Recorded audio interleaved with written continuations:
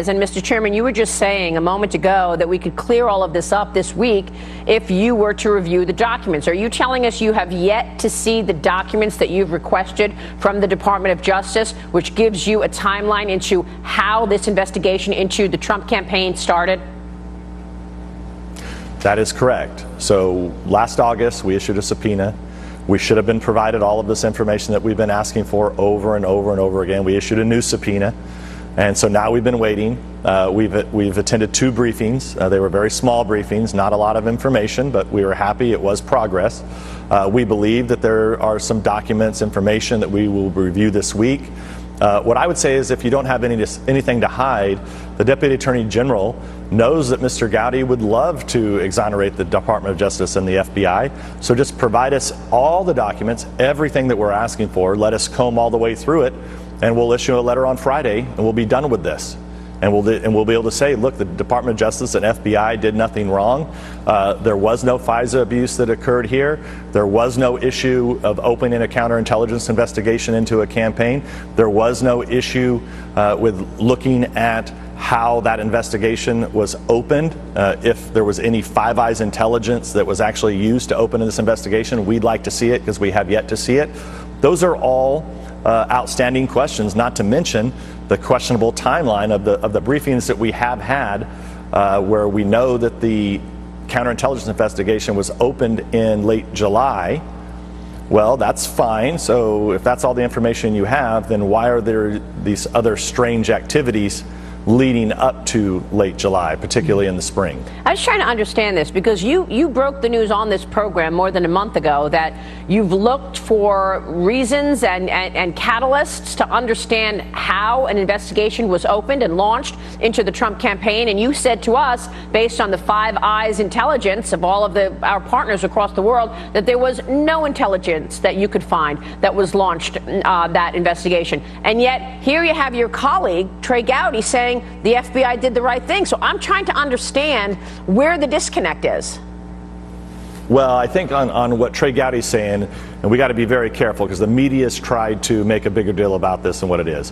What Trey Gowdy's specifically talking about is this small slice of the investigation that we're looking at as it relates to whether or not an informant or informants were used. That's what he's referring to when he talks about that the president's not a target of this investigation. I believe that Mr. Gowdy knows very well, and he's been instrumental in helping us get to the bottom of the FISA abuse that did occur. That is absolutely for sure. Right. The dossier was unverified, and that was used to get a FISA warrant.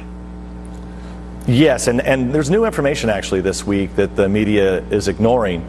So the New York Times has reported in the past that the Australian ambassador, Australian High Commissioner, is the one that brought this to the attention of the United States government. Now, typically that would have gone through FBI channels. It would have went through the embassy in London and would have came across officially. And it didn't. Across the pond officially. And it didn't, and that's what we would like to have seen.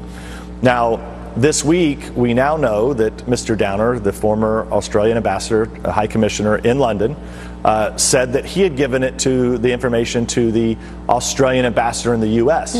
Well, now we know that that's not true. So Mr. Downer now has claimed that in an Australian newspaper, but we now know from sources that have now spoken to different media outlets, the Australians are denying that that's how this happened, that the Australian ambassador in the United States had nothing to do with this. And quite frankly, that's what we want our partners in Australia to do. We don't think that they should be investigating or looking into political campaigns and then willy-nilly throwing that information over to the U.S. government and then opening investigations into political campaigns. That's not what we want to see. If the president is not a target, why are we talking about a potential interview with the special prosecutor? Back to the letter that Fox News has obtained, and that is basically a letter from the senior legal team outlining the reasons why the president should not sit with Robert Mueller and is not going to be subpoenaed and should not be. So if he's not a target, why did they have to send this letter? Well, I agree with you, right? So this is the difference. So Mr. Gowdy believes that he's been told by the Department of Justice on several occasions that Mr. Trump's not a target. But what I keep going back to is that, well, wait a second. We know from Mr. Comey, he said that the Trump campaign was the reason that they opened up the counterintelligence investigation. So they did open up an investigation in the Trump campaign. And so, look, maybe I'm not a lawyer. Maybe there's a legal definition as to why he's not part of this. However, I don't think that's the case here. I mean, I just think that it's impossible to believe in normal America, if you open up into the Trump campaign, you absolutely are opening up into Donald Trump himself. That's my opinion. Mr. Gowdy doesn't think so. He's a lawyer. He's worked with DOJ. I don't know who's right, but it's one of the things that we have to get to the bottom of. You are investigating the State Department right now to try and understand how the information has flowed.